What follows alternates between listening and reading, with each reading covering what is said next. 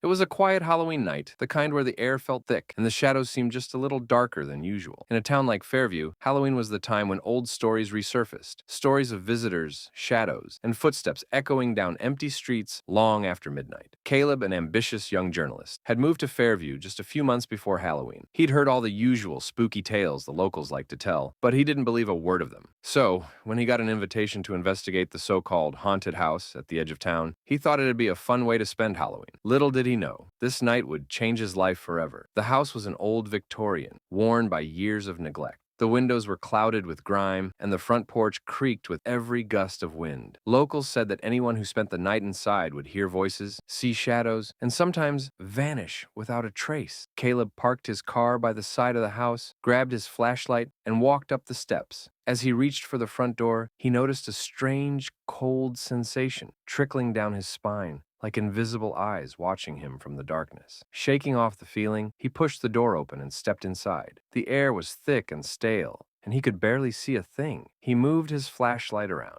illuminating dusty furniture, faded wallpaper, and a grand staircase leading up to the second floor. Caleb was halfway through the living room when he heard it, a faint scratching sound coming from upstairs. He froze, his heart pounding. He'd been warned that strange noises were common in the house, but he brushed it off, telling himself it was just a loose shutter or a draft. Deciding to check it out, he slowly made his way up the stairs. The scratching grew louder with each step, echoing through the empty house. At the top of the stairs, he noticed a door slightly ajar at the end of the hallway. The sound was coming from inside. Caleb pushed the door open and shone his flashlight into the room. It was empty, except for an old rocking chair facing the window, gently moving as if someone had just been sitting in it. He felt a chill run down his spine and quickly scanned the room, but there was no one there. He turned to leave, but something stopped him, a whisper. Soft and low, it was barely audible, yet unmistakably human. "Leave, now," it said. Caleb stumbled back, but before he could reach the door, his flashlight flickered and then went out. Panic surged through him as he fumbled in the dark, trying to turn it back on. When it finally lit up again,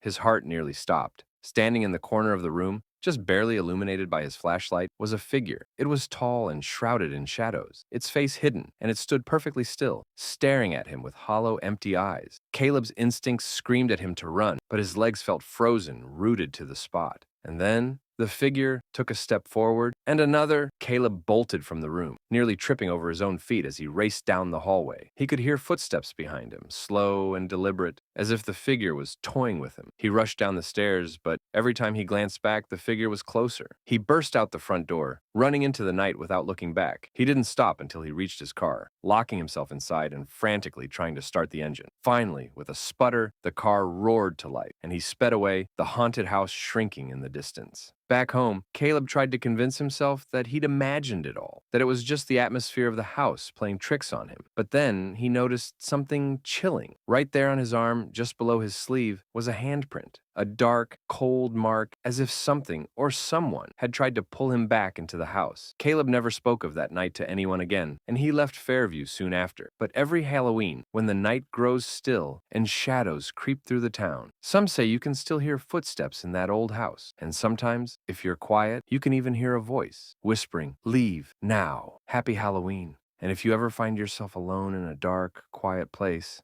listen carefully. Some things like to lurk in the shadows, especially on Halloween night.